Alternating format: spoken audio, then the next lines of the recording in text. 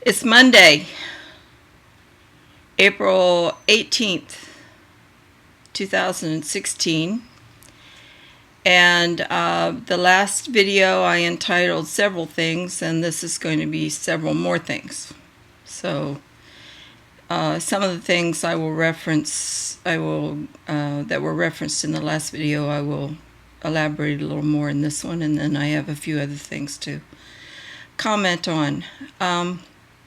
Yesterday, the 17th, which was a Sunday, there was spraying in the field to the east and the south, mostly in the southern part of the field. In the eastern part, along the edge of the woods back there. And it was a tractor and a small trailer. Usually when they're spraying the field before they plant, they bring in larger equipment, and they do a back and forth over the whole field. And I didn't see whether the whole field out east was done or not. It may have been done and I just wasn't paying any attention. But they did do some spraying on the south field. And, in today's world, there's so many chemicals out there. There's always concern about what might be floating around in the air, especially close to your animals, your plants, and yourself in your home.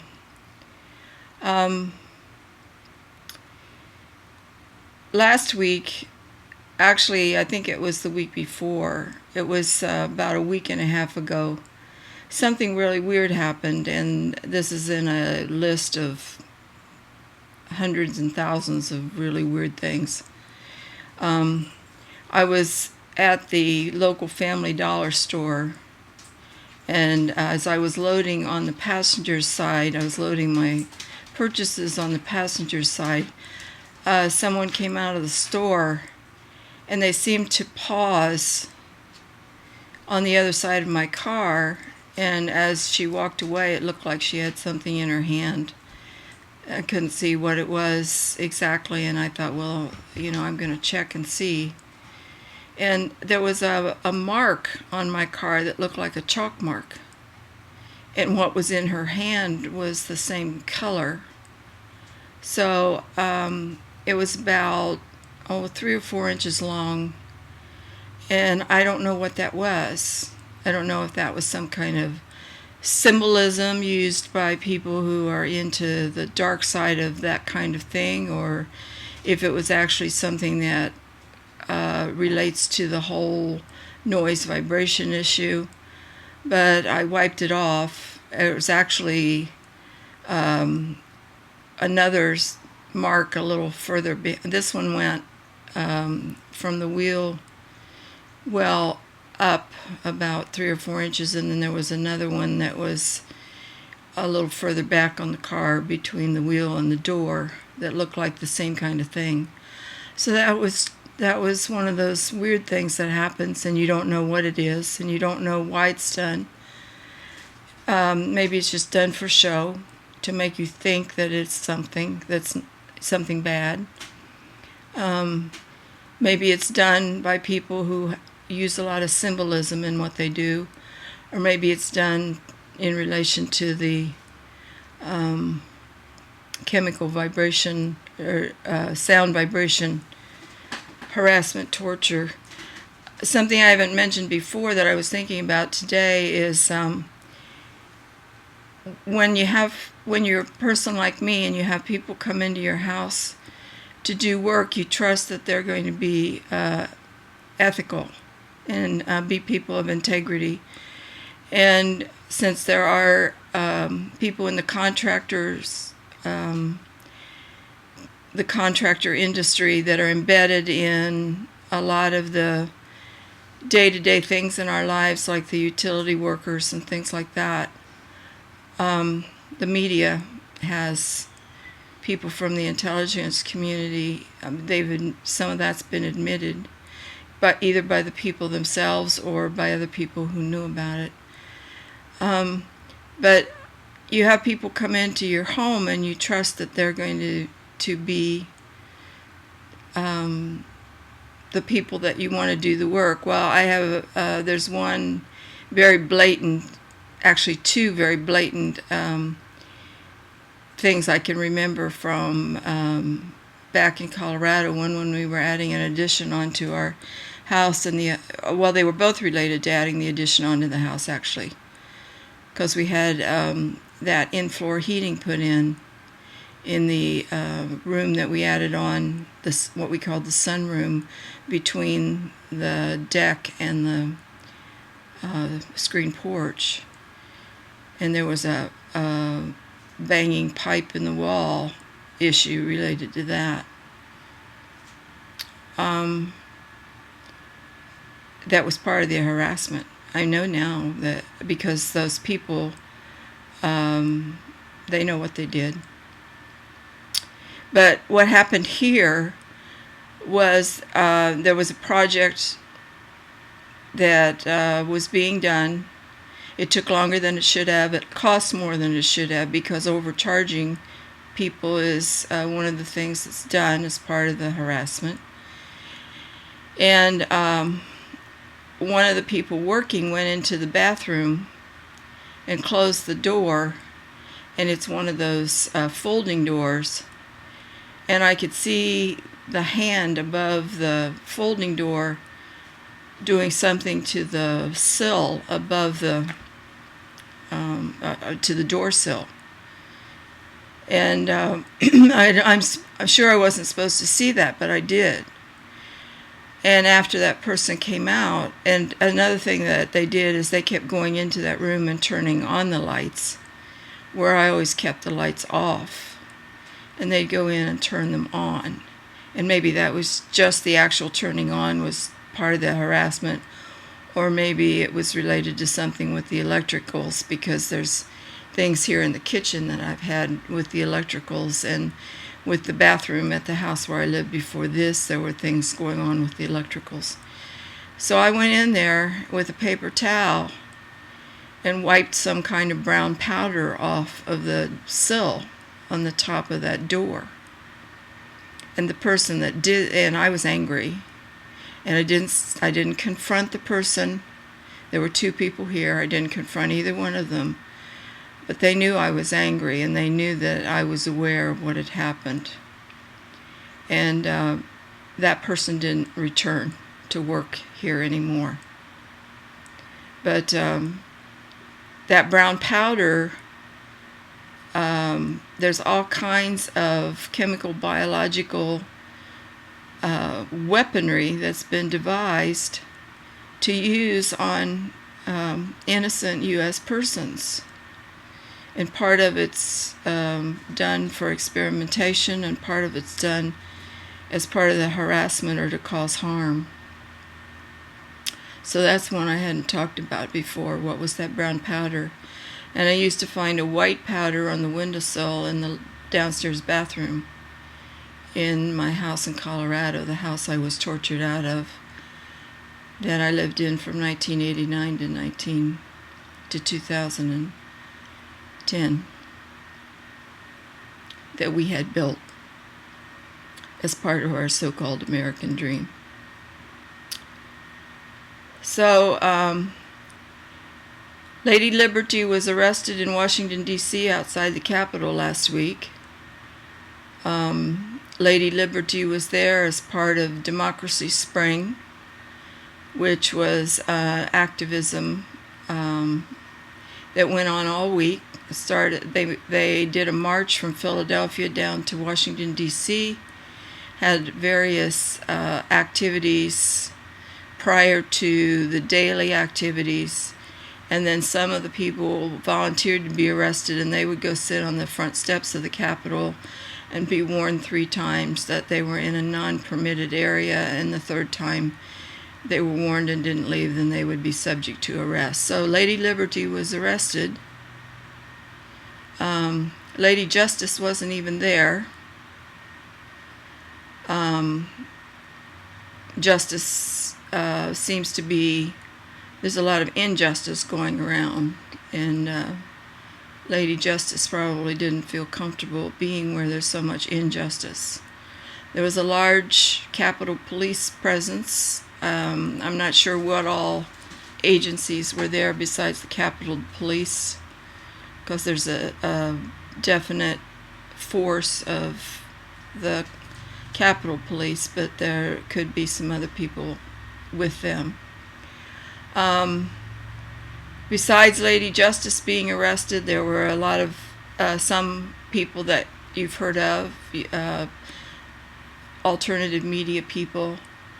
One day was Elders Day. Some of the elders were arrested. Black Lives Matter, there were some people there from that movement. Another day they were arrested. There was a Young People's Day.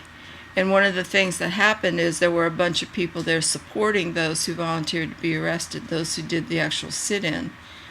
And those people were closer to the Capitol, and each day they kept being pushed back further.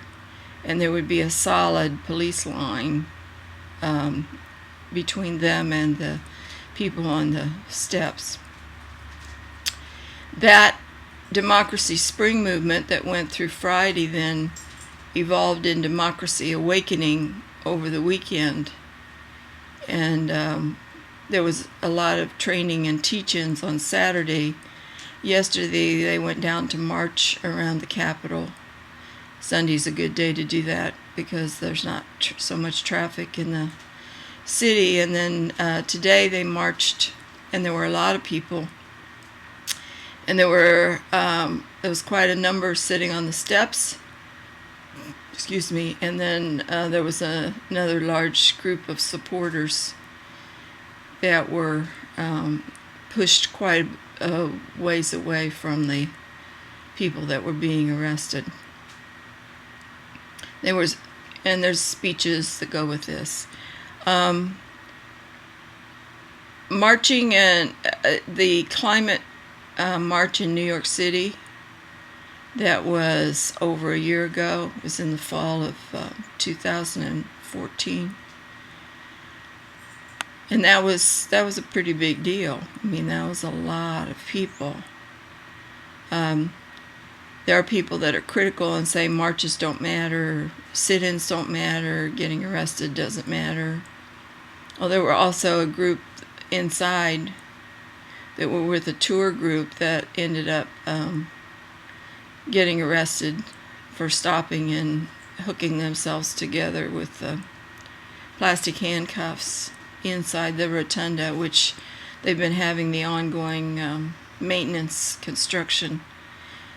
So it's not very accessible. But, there were a few people that got inside because they went in with a tour group. But today they're supposed to be then, with the Democracy Awakening, there's supposed to be people visiting their congressional representatives. So I don't know how many of them there are and how many offices are being visited, senators and representatives. So that's been happening. It's sad that Lady Liberty gets arrested for exercising her freedom of speech, and that Lady Justice isn't even present. Tom Hartman did a program where he talked about the pamphleteers from way back in Revolutionary War times. And so I've kind of taken that word and called myself a pamphleteer of 2016.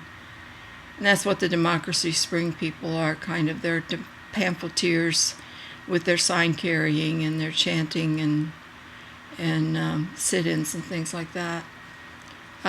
This pamphleteer of 2016 started by, I wrote out some things that I gave to family.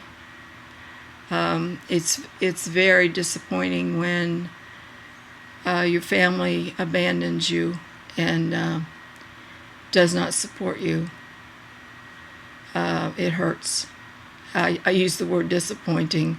I could use more words that reflect deeper feeling, but I'm just not going to go there. I'm just going to say it hurts, and it hurts a lot. So I wrote letters and I told the truth.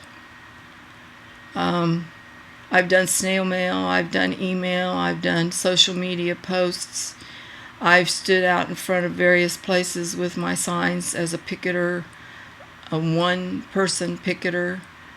I've attended meetings of my county commissioner and my U.S. representative and Tea Party groups and Democratic groups. I even drove over to Washington, D.C. and attended a session that had an activist lawyer, a whistleblower, attorneys representing Bradley Manning, Chelsea Manning. I have made these videos, my church committee, 3 series of videos. I have a blog. I have put signs in my yard. That's one of the things I did early on after I moved here. I have signs on my car. I have signs on the backpack that I wear. I wear the backpack for several reasons, and one of them is so I have a place to put signs. So when people stand behind me who are there as part of the harassment network, they at least have to read that and maybe think a little about what they're doing.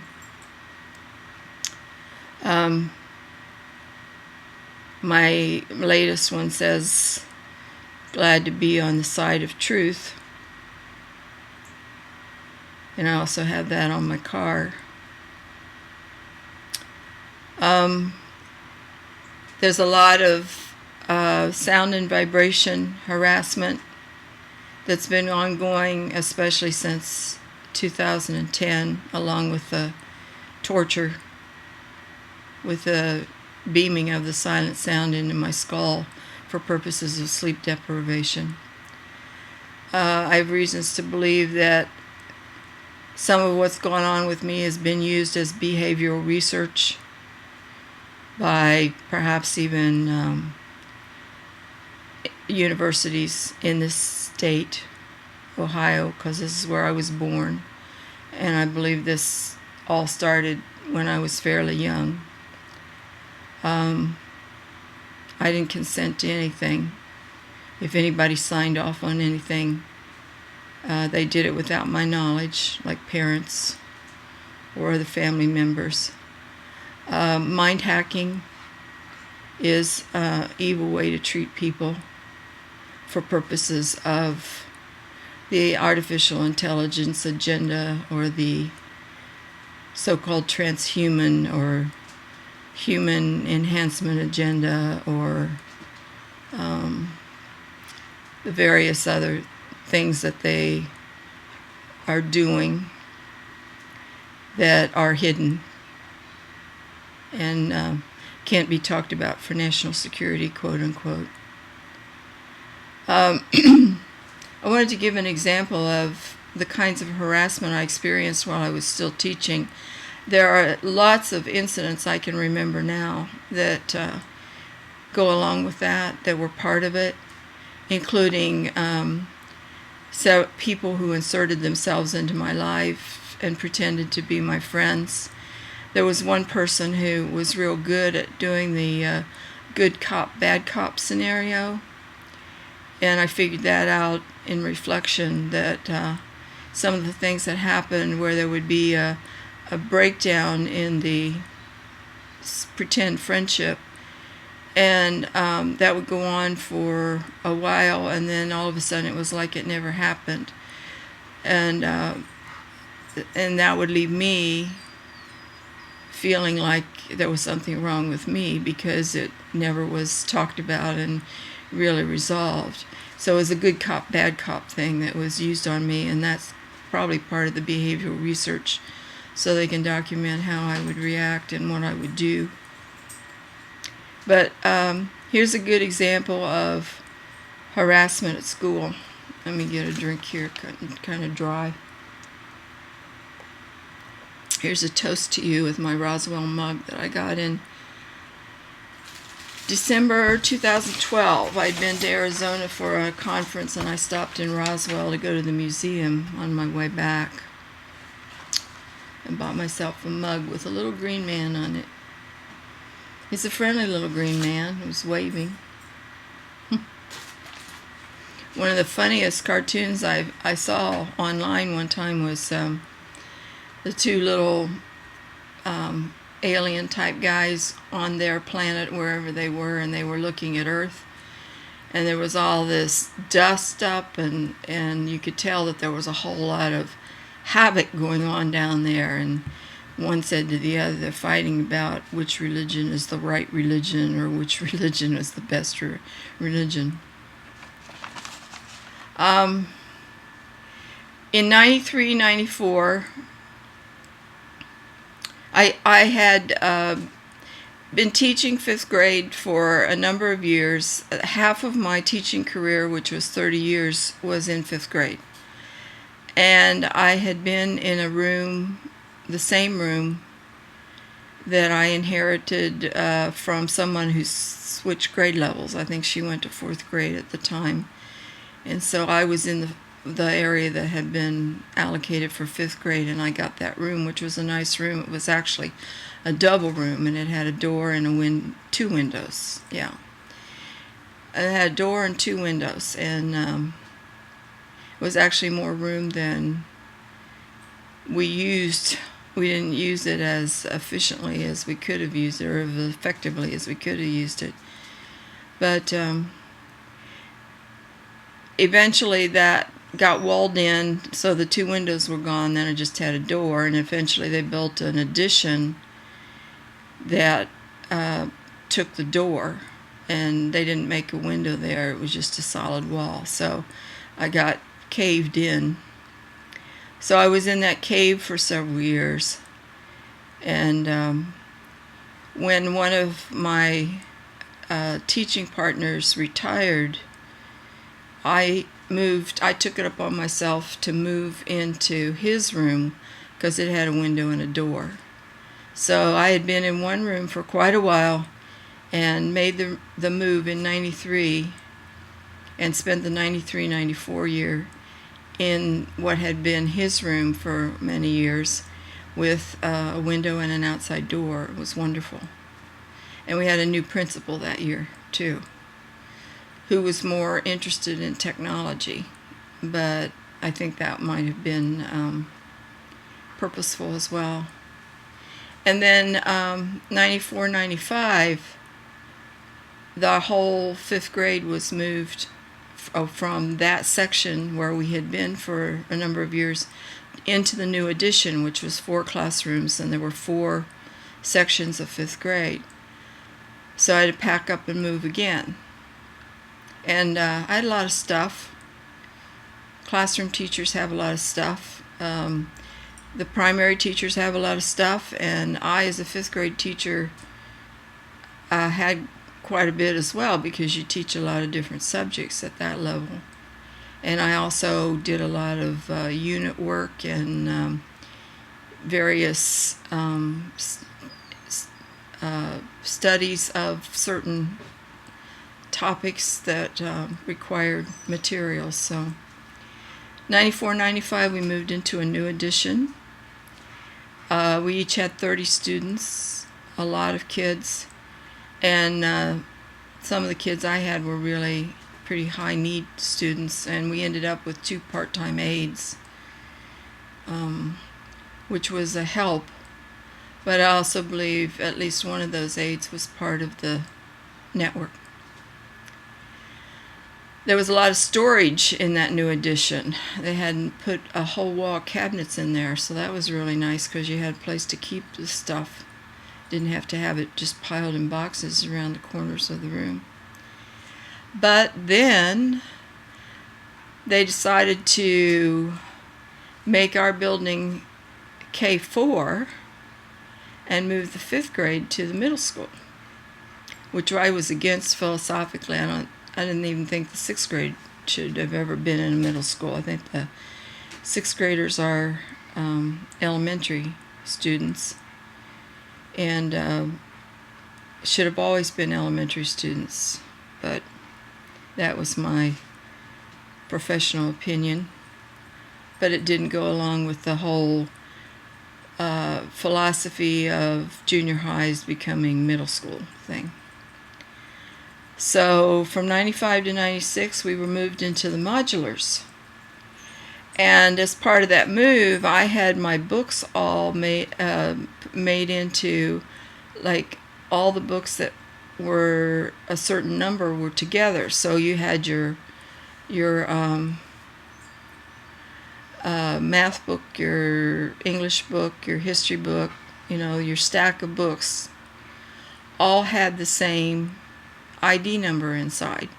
So when you got your books, they were assigned to you, so I could keep track. If you lost a book and somebody returned it back to our room, because I didn't have them write all their names in, it had a number in it. But when those were moved down to the modular, somebody took upon themselves to take all those sets of books apart and put all the math books together and all the reading books together and all the social studies books together. And so those sets were all broken up. And I believe that was done purposefully. Why would you do that?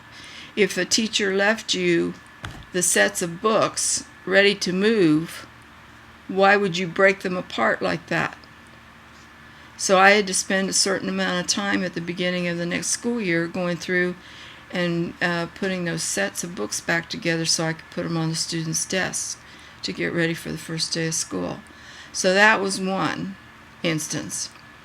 The second part was my overhead projector was missing. It wasn't there with all the other stuff that was moved.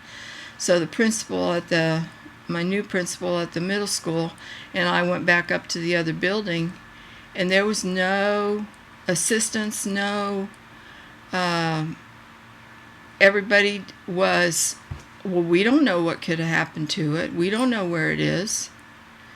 So I don't know who got that projector, and he ordered me a new one, which was nice. Who knows how it was, what was done to the electrical in it. Now that I know, how the electrical goes on. I know, I've got the scarf in there. I wondered why I had that little... Okay. So my projector was missing. It didn't get moved, and when I went looking for it, nobody was helpful. The principal ordered me a new projector, so I did have one. But it should have gone with my stuff. It had my name on it. We when we were getting ready to move, we put tape on everything so it could be easily identified. And the third thing that happened is sometime during the school year, I got a call from someone saying that there had been a broken pipe in my modular unit, and some materials had been affected, and I had the pipe had broken in the boys' bathroom. The modulars had a girls' bathroom and a boys' bathroom, and I had some boxes of stuff on the floor in the boys' bathroom where the break was, and they did not call me until after the fact. It supposedly happened, they found it, and stuff got moved around, and then they called me. Well, that's all suspect now, because that's how stuff's done. And water pipes are one of the harassment things. So I thought at the time it was really, really weird, one of the weird things, that I wasn't called so I could come over there and deal with the stuff while they dealt with the water break. That's not how it happened. And then I don't remember how long it took them to fix it, but it was weeks. So the boys had to use the girls' bathroom or go into the middle school for that time. So it was inconvenient for a certain amount of time, and some materials got ruined. Then that was the year that I had completed during those years that I moved rooms, I was also working on my master's computers in education 1 weekend a month through Leslie College course down in Denver. So I'd go down on a Friday after school and spend Friday night, Saturday, and Sunday down there. I usually stayed down. Sometimes I drove, once in a while I drove back and forth, but I usually stayed down because we started fairly early in the morning. So, and then that was another thing to get me to spend money on, was the hotel rooms, and the coursework itself was not inexpensive. So here I was toward the end of my career getting my master's, which upped my salary and helped my retirement benefits. But I completed my master's in the fall of that year. I was in the modulars, and then switched to computers because the lady who had been doing computers and the talented and gifted program took retirement. So I moved again. This time I had to sort through stuff and leave the 5th grade stuff in the modular for the new teacher. Stuff that belonged to the school district was left there, and I also left some of the materials that I had gathered myself over the years, and gave some of it to the other people I had taught with 5th grade, shared some of it with them, and moved back up to the elementary building. So that was another move. And then the next year I moved from the room where we had computers and the talented and gifted back into the cave where I had been, and didn't have any window or outside door, because that's where they decided to put the computer lab after having it in the room where the lady who'd retired had been with the computer lab. They decided to move it over back into this other building. Well, I believe now that was purposeful because they knew I didn't like the cave. And the next 2 years then I did all of the computer work in that room, and the kids from the intermediate school, which it was a new building, came back over into that room, and they came up from the modulars, and the 5th graders, and then 98 to 2000, by that time they moved the 5th grade into the intermediate school, moved them out of the modulars away from the middle school, and I did computers in the elementary and the intermediate school. So I was a traveling teacher again, which is what I'd been when I taught music in Ohio before I went out to Colorado and was a regular classroom teacher. So I had to go between schools, which leaves you don't quite belong to either staff when you do that. And I retired in 2000. So some of those moves, I believe, were not necessarily done in the best interest of children, in the best interest of education, but were done because it would be part of harassment. And it was 1, 2, 3, 4, 5 moves before I retired, and then I had to gather everything up. So, something I mentioned last time, which was a harassment from my mother. My mother experienced harassment, and she also was in the non-consenting human experimentation program, which I realized I realized very late in her life, or I would have tried to do something about it for her and me.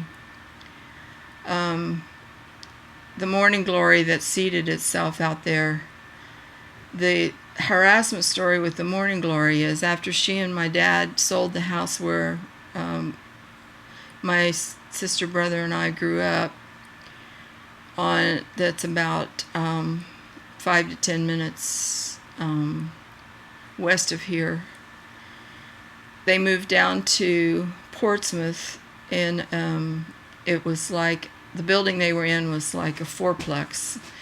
There were 2 apartments downstairs and 2 up above, and then there were several buildings in the complex. And out in the center of that, there was a lamppost with the morning glory vining up around it.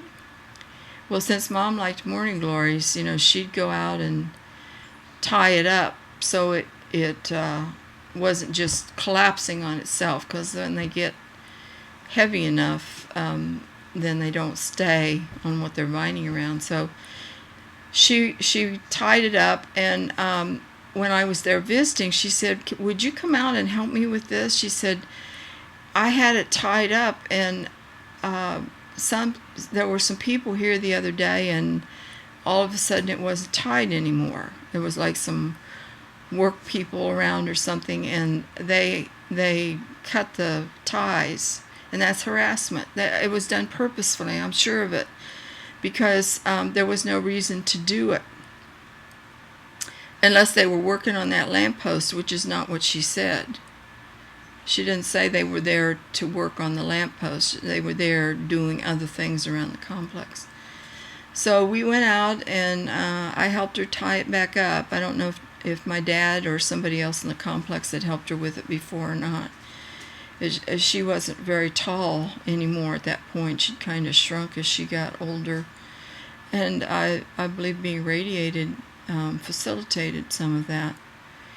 So that was the morning glory harassment, is to mess with what this lady's doing, to make this plant nice so that everybody in the complex can enjoy it. And she alluded to the fact that she wasn't comfortable when she went to Kroger. She was getting harassed there. She talked about the parking lot specifically, but I bet she was getting harassed in the store too, because that's what's happened to me. That's part of the industry of personal destruction, the stalking, the following you around while they talk on their cell phones, or they're with another person and they talk real loud about stuff that, doesn't, they just talk real loud. That's part of what they do. That's the industry. So she was not comfortable when she'd go to the grocery store, because she had her car, and she drove herself around, took herself to church and took herself to the grocery store and the other places that she needed to go for quite a few years when she lived there in the retirement center. And it's nice that she had that mobility, but it was taken from her when she got MRSA. And the MRSA scenario is a whole nother horrible story. She started to have the neck pain. I wrote a blog a couple weeks ago about abuse, and I mentioned the fact that in her 40s or 50s, I'm not sure exactly how old she was, she started to have neck pain and back pain, and sometimes it was pretty debilitating. And she made head coverings to cover her head, and I believe she was getting the skull. They come in through the top, and she didn't know that, I don't think, but having that head covering over gave her some comfort. And she was having neck pain. She started wearing the hoods up. She have the hoodie sweatshirts and hoods on her robes a lot of the time. So, and sometimes she put her robes on over her clothes instead of, waiting till she was going to bed, because she needed that. People who put on layers of clothes, like you can see some of the homeless people, they're wearing layers of clothes because they don't have anywhere else to put them, so they put them on themselves. But also some of them are wearing them because it insulates them from things that make them uncomfortable, which some of them are harassed. Some of the homeless people are part of the industry of personal destruction program. They've been selected to be experimented upon, and that leads to the eventual loss of family, friends, job, income, etc.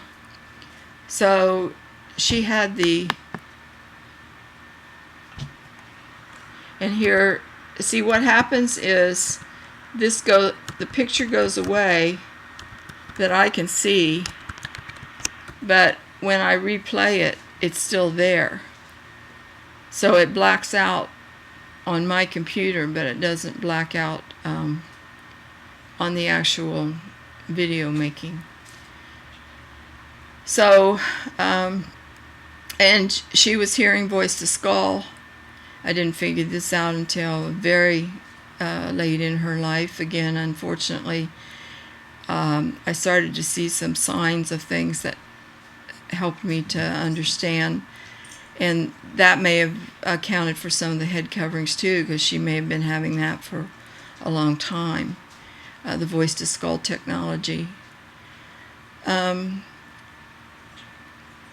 Anonymous, I shared a book about Anonymous in the last video, and some of the Anonymous Twitter accounts, I look at it every now and then to see, what they're posting about. And one of them had a post about the UC Davis incident where there were students sitting down and someone came along and sprayed them with pepper spray, just went down the line and sprayed them. And there was some kind of settlement for that, at least that's what the story said. And it's supposed to make people forget that it happened, the settlement, to make it go away. Because lots of times in settlements, the people who get the settlement then are that part of the settlement is that they won't talk about it. They won't talk about how much they got. They won't talk about what the terms of the settlement were. Excuse me. And so the story was that there had been this settlement to make this go away and make people forget. And whoever this particular anonymous person was, says their line was, "We're not very good at forgetting," which made me laugh out loud, because that's part of their we do not forget, we do not forgive, expect us, part of their ending thing on their videos. That's one of the things about my mother. I'm not very good at forgetting. And for the people somebody gave the order for a sound of a siren to be sent screaming into my skull. Somebody gave that order, and somebody carried out the order and did the actual horrendous work. And there were people, they were probably contractors. They looked like the guys that are contractors on ATVs over in Carriage Hills when I went over there and stayed at a person's house for a few nights to get away from what was streaming into my home, to try to, find a place where I could get some sleep. So there are those people that know what's happened. So I'm not very good at forgetting, and I'm not very good at giving at this point, because the story has not been told. The explanation has not been made. So what I'm saying is, to those of you who see this and know what's going on and know what happened to my mother and know what's happened to me, I'm asking that you make it right. And by making it right, it means that you tell the truth. And you don't have to come forward and expose yourself and put yourself at risk. There's things on the line now that you can go to called Secure Drop, and you can secure drop the information to one of the media outlets online that is revealing this kind of stuff. You can be an anonymous whistleblower.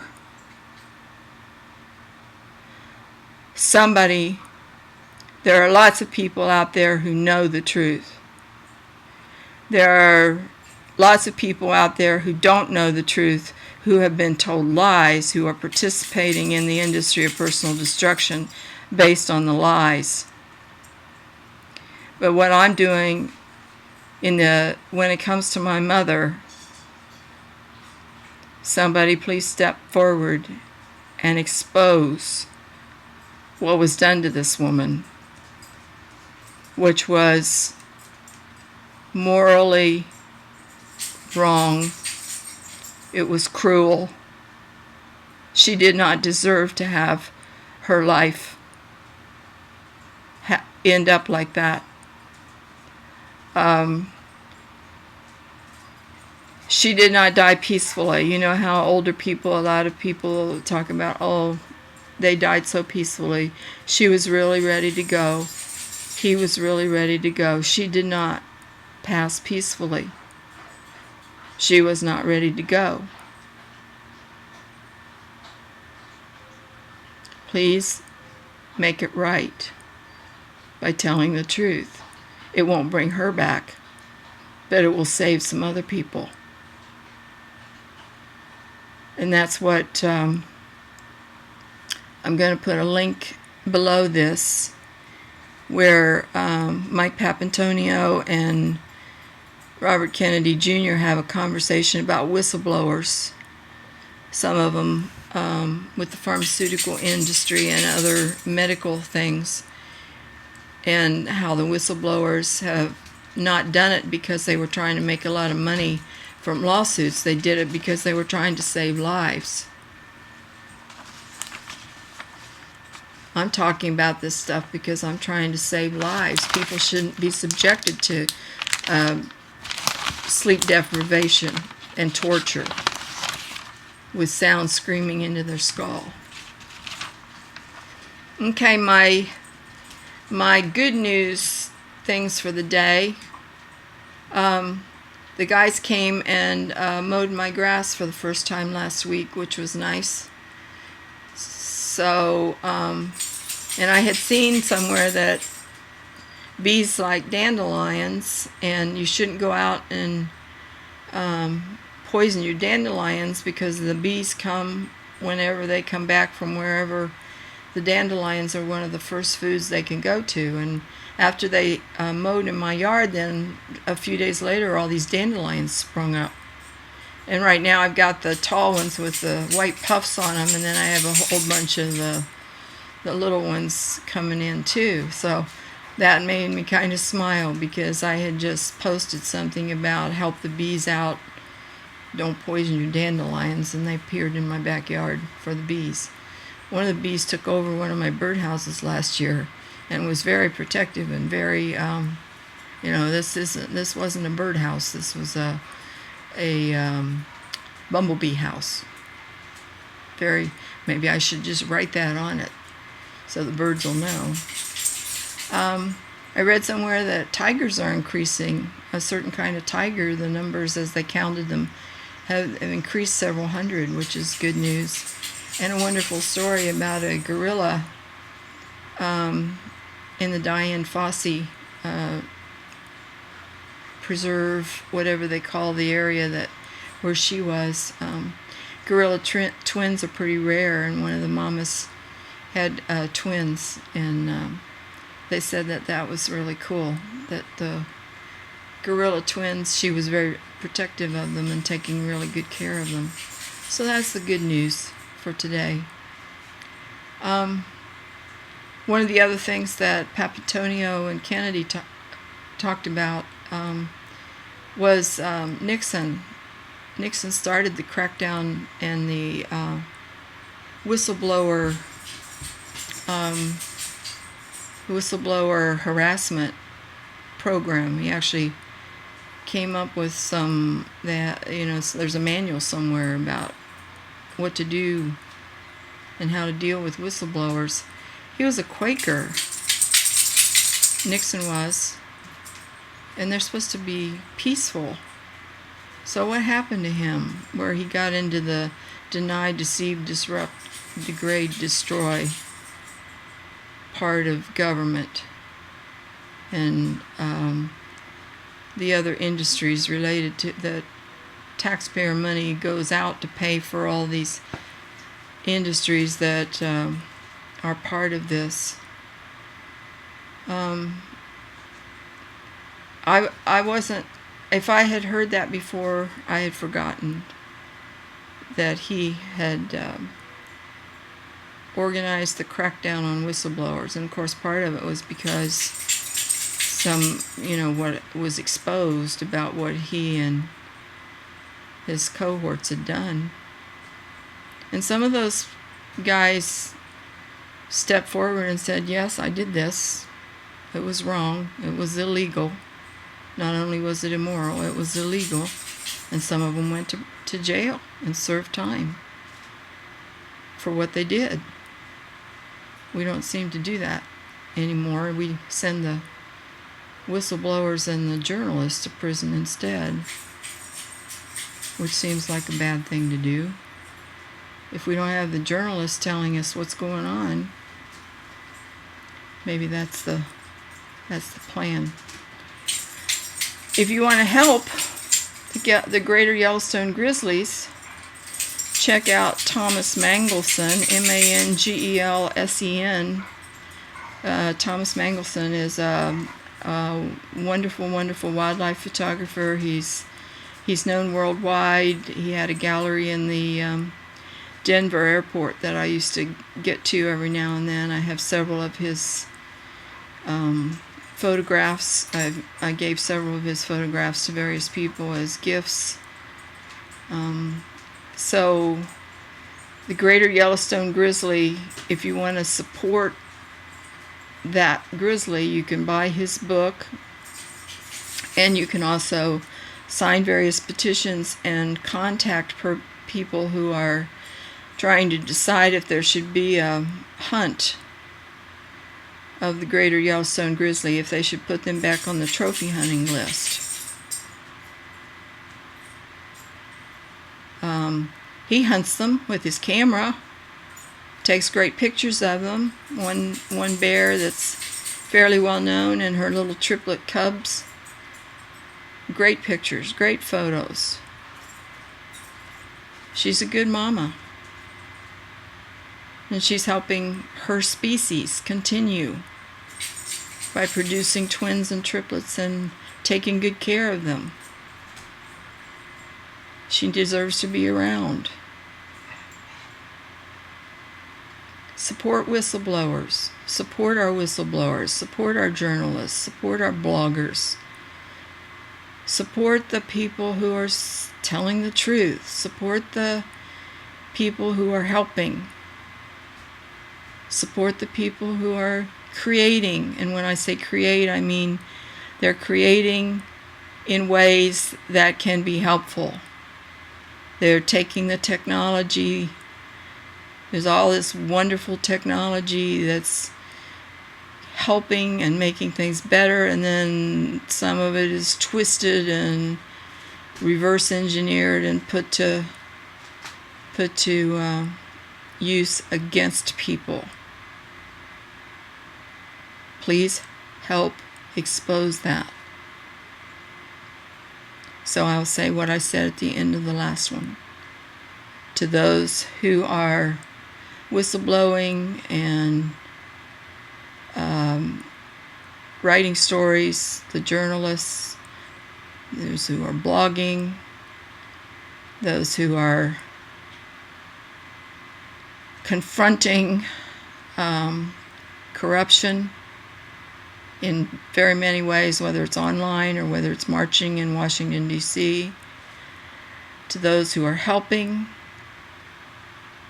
to those who are standing up for the truth, those who are exposing the lies, and those who are creating for the greater good. Thank you.